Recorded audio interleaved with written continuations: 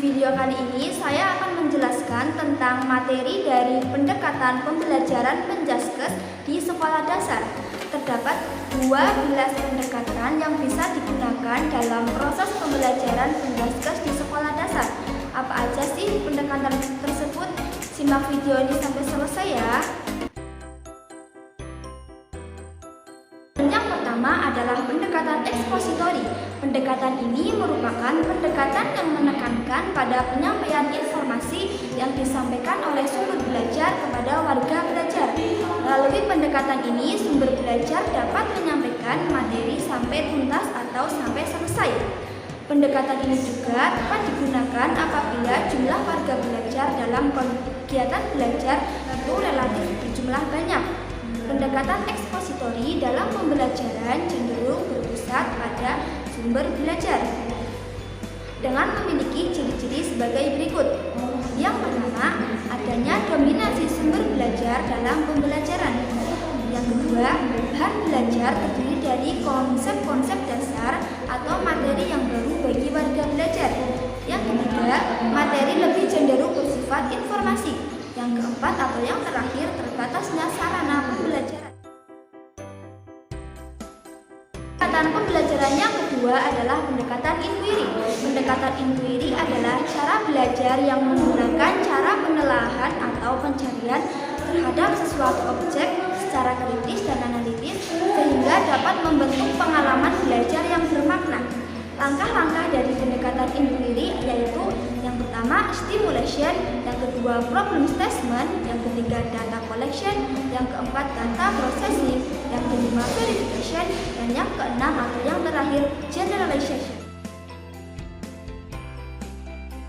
Pendekatan yang ketiga adalah pendekatan kontekstual. Pendekatan kontekstual adalah pendekatan pembelajaran dengan inisiatif guru untuk bisa mengembangkan belajar yang bisa dihubungkan dengan kondisi di lingkungan sehari-hari siswa. Langkah-langkah dari pendekatan pembelajaran kontekstual adalah sebagai berikut.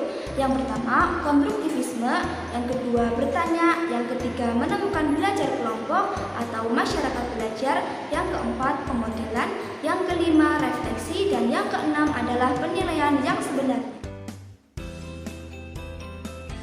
Pendekatan yang keempat adalah pendekatan konstruktivisme. Pendekatan konstruktivisme merupakan aktivitas belajar yang memfokuskan pada keikutsertaan dan pengalaman langsung dalam aktivitas belajar. Langkah-langkah dari pendekatan pembelajaran konstruktivisme adalah sebagai berikut. Yang pertama, pengaktifan pengetahuan yang sudah ada, kemudian perolehan pengetahuan baru, selanjutnya pemahaman pengetahuan, penerapan pengetahuan dan pengalaman yang diperoleh, dan yang terakhir melakukan refleksi. Pendekatan yang kelima adalah pendekatan deduktif. Pendekatan deduktif adalah aktivitas berpikir menggunakan logika untuk menyelesaikan suatu masalah dan selanjutnya membuat kesimpulan dari hasil pengumpulan data. Langkah-langkahnya yaitu sebagai berikut. Yang pertama, memilih konsep, prinsip, aturan yang akan disajikan. Yang kedua, menyajikan aturan, prinsip yang bersifat umum, lengkap dengan definisi dan buktinya.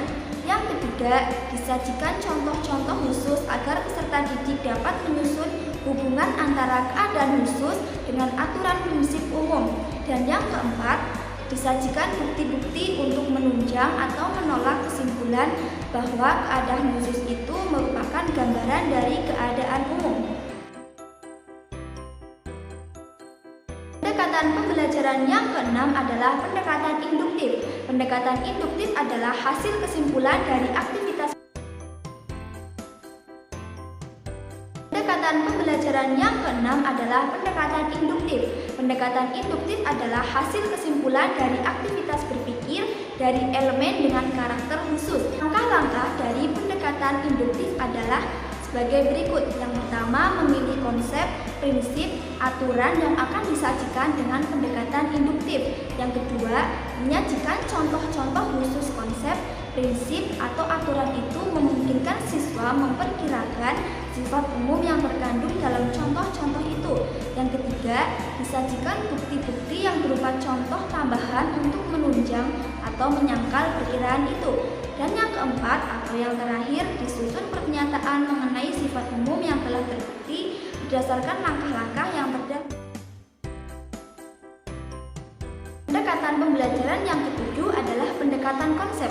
Pendekatan konsep adalah pendekatan yang mengajarkan siswa untuk memahami suatu konsep dengan jelas dan sistematis.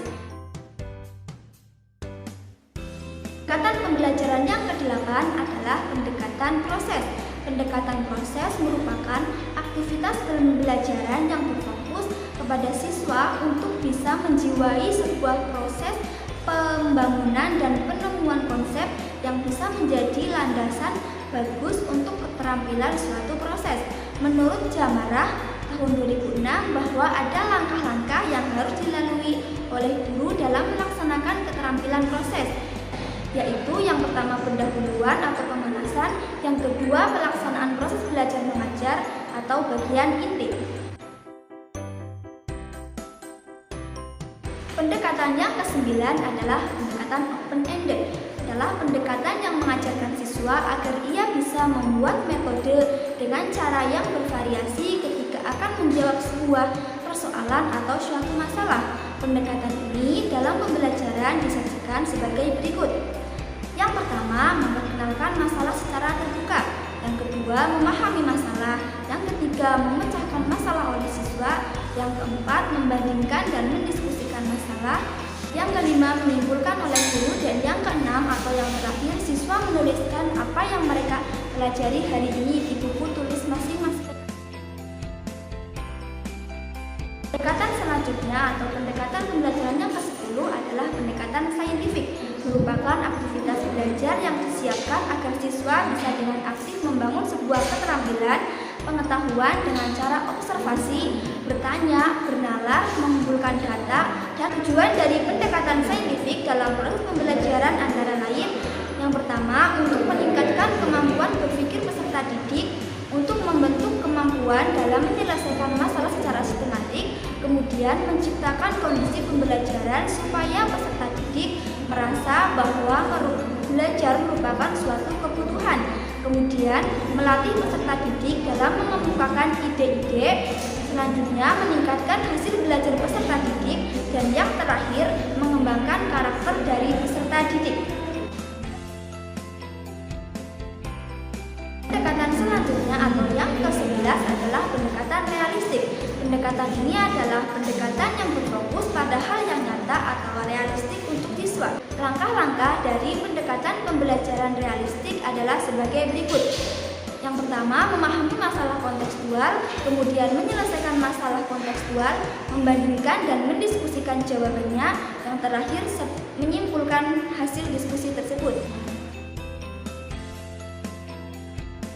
Pendekatan yang terakhir atau pendekatan yang ke-12 adalah pendekatan teknologi, masyarakat, dan sains. Kombinasi dari keterampilan proses, pendekatan konsep, inquiry, pendekatan lingkungan, dan discovery.